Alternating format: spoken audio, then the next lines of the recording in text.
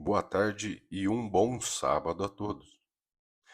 Hoje, durante a manhã, em um momento de uma meditação, um tema me tocou profundamente e chegou a ser um incômodo, né?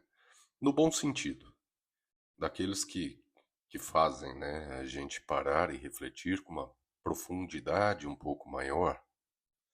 E por um longo período eu me vi em silêncio, analisando algumas situações do nosso dia a dia, do nosso cotidiano, em que muitas vezes deixamos de aplicar algo essencial, que é o verdadeiro significado do amor em nossas vidas. E foi a partir dessa reflexão que senti o desejo de compartilhar com vocês esses pensamentos, que juntos possamos meditar sobre o que realmente significa amar e que ao final dessa mensagem cada um possa olhar para dentro de si e descobrir como o amor tem se manifestado ou ainda pode se manifestar em suas próprias vidas. Recentemente eu escrevi um singelo poema sobre esse tema e antes de refletirmos sobre o tema vou relatá-lo para vocês. O poema ele tem como a sua introdução, Quem poderá explicar o amor? Seria o amor um ato de dar? Ou talvez de se dar? Seria o amor o romper silencioso do orgulho? O abandono sereno do conforto? A escolha de fazer o outro feliz mesmo ao custo da própria felicidade? Amar seria encontrar a beleza escondida nas sombras? Ou mergulhar nas águas profundas e turvas, onde os obstáculos muitas vezes rasgam a alma e exigem renúncia? Filósofos esculpiram conceitos em pedras de palavras. Religiosos acenderam tochas em templos de fé. Poetas ergueram versos como monumentos à dúvida e à esperança.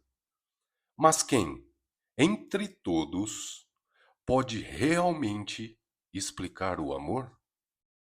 Mediríamos o amor no cuidado singelo de um vizinho com os seus filhos? Nos olhos brilhantes de uma criança observando a sua mãe? No gesto de um apaixonado que oferece rosas à sua bem-amada? Ou talvez o amor, por sua natureza, não se prenda a medidas nem comparações? Ah, se o amor fosse matéria tangível, se pudesse ser tocado com as mãos e pesado na balança da razão, não estaríamos ainda hoje perguntando por ele, como viajantes famintos de sentido em um deserto de certezas frágeis. Seria o amor o que se desenha nas cenas de filmes que terminam com "e viveram felizes para sempre"? Nas lágrimas de um público que assiste a um galã finalmente entrelaçar-se a uma donzela, sob a sombra de um bosque florido, junto à cabana onde a lareira nunca se apaga? Seriam essas, de fato, as definições do amor? Ou seriam apenas ecos de um anseio mais profundo, de uma sede que nenhuma ficção consegue saciar? Seria o amor privilégio dos sábios e cultos, dos que sabem revesti-lo com belas palavras e discursos solenes? Seria o amor apenas apanágio dos que trocam carinhos e presentes? Ou encontrá-lo íamos também e talvez sobretudo na singeleza dos que, feridos por heranças ancestrais, ainda ousam amar sem fanfarra, em pequenos gestos invisíveis aos olhos? Quem poderia, afinal, explicar o amor? Cada ser humano guarda em si um reflexo do amor que carrega, expressando-o à sua maneira, às vezes em gestos grandiosos, às vezes em sutilezas tão simples que passam invisíveis aos olhos apressados. Ao final dessa reflexão, ouso dizer: o amor é testemunho, testemunho daquele que amou sem esperar retorno, que abraçou sem julgar erros nem acertos, que se deu inteiro, não por mérito, mas por propósito, revelando que o amor é, acima de tudo, a expressão viva de uma razão maior. Só Cristo soube nos ensinar e materializar o amor. Pois bem, quando eu fiz esse poema, talvez eu ainda não tivesse a coragem necessária para repassar para outras pessoas. Mas esse incômodo que senti hoje, né, eu sinto como uma cobrança para finalizar algo que deixei pela metade, que era trazer essa reflexão para aqueles que precisam refletir sobre esse significado. Então eu vou trazer uma reflexão em cima disso, né, e pego como base o texto de João 15, de 12 a 13. O meu mandamento é este, que vos ameis uns aos outros, assim como eu vos amei. Ninguém tem maior amor do que este, de dar alguém a sua vida pelos seus amigos. Quem poderá explicar o amor? Essas perguntas ecoam por séculos e ainda hoje, quando tentamos compreender o amor, tropeçamos nas palavras. Filosofias tentam descrevê-lo, canções tentam senti-lo, mas só uma vida foi capaz de revelá-lo em plenitude, a vida de Jesus. Jesus não apenas falou sobre amor, ele foi a personificação do amor, ele viveu o amor. Ele o demonstrou em gestos, em lágrimas, renúncia e, sobretudo, em entrega. O amor que ele nos mostrou não é o amor dos contos de fadas, nem o amor das emoções passageiras. É um amor que sangra, que serve e que perdoa. É um amor que permanece quando tudo o mais se desfaz. Em Lucas 23:34, quando Cristo está pregado na cruz, ferido, humilhado e traído, ele diz: Pai, perdoa-lhes, porque não sabem o que fazem. Ali no auge da dor, Jesus poderia ter liberado ódio, pois legiões de anjos naquele momento estavam presentes aguardando uma só palavra de Jesus para com espadas o defendê-lo. Mas ele, ainda que em momento de angústia e dor, prefere liberar o amor. O amor que intercede pelos que ferem. O amor que não é condicionado ao merecimento, mas brota da essência divina. Muitas vezes entendemos que amor é apenas um sentimento, mas Cristo nos ensinou na prática que amar não é um sentimento, é uma decisão. É escolher fazer o bem quando seria mais fácil se calar ou apenas ignorar. É estender a mão quando o instinto manda virar o rosto. Quando Jesus foi preso, sendo traído por Judas, Pedro, tomado pela emoção, sacou de sua espada e cortou a orelha do servo do sumo sacerdote, que era um dos que prendia Jesus naquele momento. E Jesus sabia exatamente o que estaria por vir após essa cena, e mesmo assim, tocando-lhe a orelha, o curou. O que seria essa atitude, senão amor? Esse amor é o mesmo que levou a curar esse soldado que veio prendê-lo. É o mesmo amor que chorou diante da incredulidade de Jerusalém quando se sentiu rejeitado. É o mesmo amor que se comoveu pelas multidões famintas, citadas em Mateus 14:14. Cristo nunca deixou de amar, nem quando não foi amado de volta.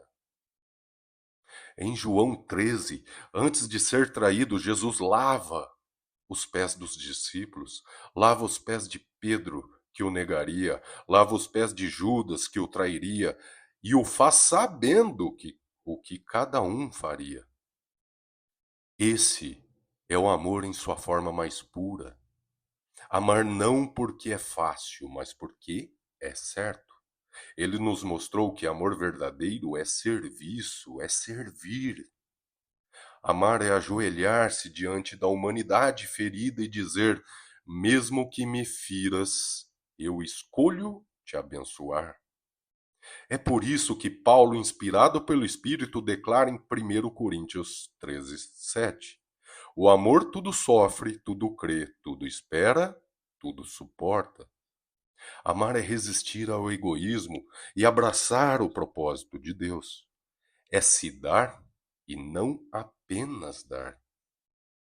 Em João 8, diante da mulher pega em adultério, Jesus diz: nem eu te condeno, vai e não peques mais. Ali ele não ignora o erro daquela mulher, mas oferece graça antes de correção. Porque o amor verdadeiro não é conivente, mas é transformador. Ele enxerga o que ainda pode ser restaurado, mesmo quando o mundo já desistiu. O amor de Cristo cura feridas que o tempo não alcança. Ele nos ensina que amar é ver potencial onde há ruínas e vida onde o mundo vê desespero. Jesus nos chamou para sermos reflexos desse amor. Ele disse em João 13:35: nisto todos conhecerão que sois meus discípulos, se vos amardes uns aos outros. Ou seja, o mundo não reconhecerá Cristo em nós pelos nossos títulos, dons ou aparências, mas pelo modo como amamos. Amar é a maior pregação que alguém pode ouvir. E muitas vezes a única Bíblia que alguém lerá será o gesto de amor. Quando amamos um desconhecido, quando perdoamos um ofensor, quando dizemos eu te amo até para quem nos feriu, estamos materializando o amor de Cristo. Estamos tornando visível o invisível. O amor não precisa ser entendido, ele precisa ser vivido. Ele é o idioma de Deus traduzido em atitudes humanas. Cristo nos mostrou que o amor não é um luxo, é uma missão, é um chamado diário para sermos canais de graça divina. Quando amamos, nós nos tornamos parecidos com Ele. Porque Deus é amor, e quem permanece no amor permanece em Deus. 1 João 4,16. Mas para que esse amor se manifeste em nós, é preciso revisar nossas atitudes. Quantas vezes deixamos de dizer um simples eu te amo? Quantas vezes deixamos o orgulho, a distância ou o medo calarem aquilo que poderia curar uma alma? Precisamos aprender a dizer um eu te amo, não apenas aos que nos fazem bem, mas também aos que nos feriram, aos que não entendem o que sentimos, aos que o próprio mundo chamaria de inimigos. Porque o amor de Cristo não faz distinções. Ele amou quem o negou, quem o traiu, quem o crucificou. E esse mesmo amor quer fluir através de nós. Não poderíamos impedir que Deus nos use pelo exemplo de Cristo. Não podemos reter o amor por medo ou orgulho, porque o amor foi feito para ser vivido, expresso e compartilhado. A resposta para o que é o amor não está em teorias, nem em sentimentos passageiros. Esta é a materialização do amor em carne, que foi Cristo Jesus. Ele é o amor encarnado, o amor que se fez toque, perdão e entrega. E que o exemplo dele seja o espelho das nossas atitudes. E que ao olharmos para o mundo possamos ser reflexos vivos desse amor, amando, perdoando e proclamando com o coração. Ligue, olhe ou que seja uma mensagem para aquele que nesse momento vem à sua mente e digam: "Eu te amo". Sem medo, sem rancor, sem ressentimento e principalmente sem orgulho. E se houver surpresa, diga: "Eu te amo, porque Cristo primeiro me amou, te amou e me ensinou o real significado do amor". E resumo toda essa reflexão em uma só frase: amar é tornar visível o invisível, ser canal de graça e espalhar a vida que Cristo nos ensinou a viver. O amor é a linguagem de Deus, e aquele que aprende a amar aqui na terra já começou a viver o reino de Deus. Viva Cristo, viva o amor e que Deus lhes abençoe. Obrigado.